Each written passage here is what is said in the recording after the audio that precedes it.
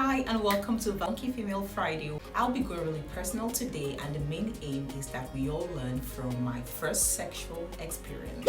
Let me take you back to 1997.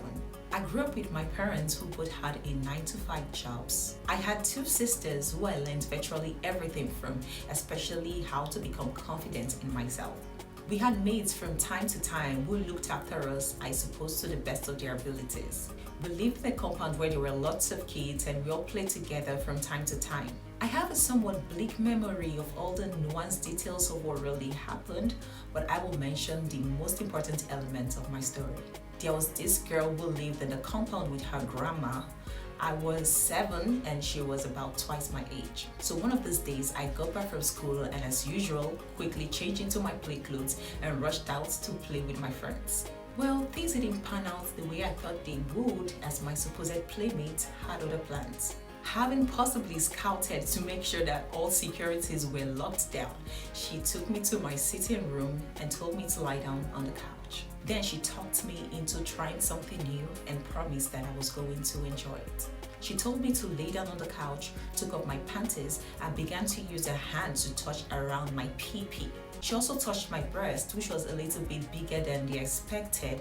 I have no memory of receiving cunnilingus or her inserting her finger into my vagina or even asking me to return the favor, but that experience happened more than once, and my parents never knew about it. Growing up, I never remember having sexual talks with my parents or my sisters at that age, but I really hope to achieve this with my kids from age 4.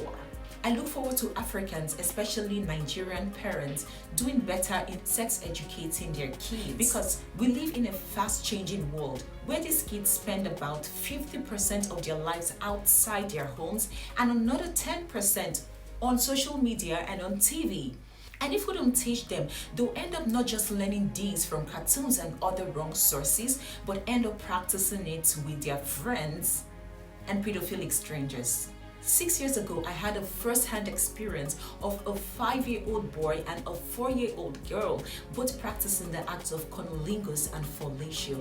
And when caught in the acts, they said they were only trying to do what mommy and daddy did. In this part of the world, religion and tradition has made it difficult for people to talk about sex. But it is ironical because the rate of teenage pregnancies and abortions continue to go on the rise with each passing year. Even if I look back and I'm somewhat relieved that my case wasn't that of penetration, STDs, or pregnancy, it is still saddening because a lot of kids have fallen victims with worse outcomes and experiences. I've come to realize that the perpetrators of such acts are usually the ones closest to us, like neighbors, relatives, teachers, and even sometimes siblings. The common places where these usually happen are the schools, the victim or corporate house, and in shops. The best we can do, as the Holy Book connotes, is to give that child the basic principles as early as possible so that even if she strays, it's easy for her to retrace her steps.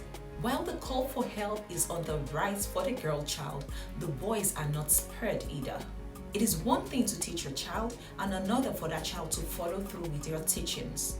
Talk to them about boundaries, consent, respect, and please get real. Don't use the archaic line of if he touches you, you're going to get pregnant. I mean, we have to decide what is priority. Do we rather stay in the dark and be oblivious of their sexual escapades, or come out into the light and allow them share these with us? I know some of you will still say, why do they have to have sexual escapades? Stop casting stones, because we all have varying experiences. And while our parents did what they thought was best for us, I believe that we can do better.